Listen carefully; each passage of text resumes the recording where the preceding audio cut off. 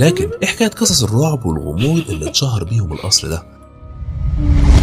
أتذكر من سنين طويلة لما كان شباب كتير بيقوموا بمغامرات لاستكشاف القصر في وسط الليل، وقصص زي عبدة الشيطان اللي ظهروا في وقت من الأوقات واللي كانوا غالبا مجموعة من شباب موسيقى البلاك ميتال، واللي الإعلام اتقلب عليهم ساعتها، وغيرها من حوادث ومشاهدات لخروج نار أو إضاءة داخل القصر في وقت كان مفروض إن القصر مهجور. كذا حفلة اتعملت في مصر كان فيها شوية كفر وشوية حاجات اوفر دم وحاجات زي كده، يعني بيذبحوا قطط وحاجات غريبة كده بتحصل. وقصص ارتبطت بوفاة أخت البارون هيلانا في القصر وكمان بنته وعدد من الخدم كمان. بداية أحداث الغموض بتبدأ بوفاة أخت البارون إمبان في القصر، واللي بيقال إنها ماتت بسبب توقف البرج عن الحركة فجأة فوقعت وماتت، وبعدها حس البارون بالذنب علشان يحضر روحها واللي كانت غضبانة منه. وبعدها تتوالى الأحداث الغامضة من وفاة زوجته في الأسانسير دوت، ووفاة رئيسة الخدم وستة من الخدم كمان، لحد إصابة البارون ذات نفسه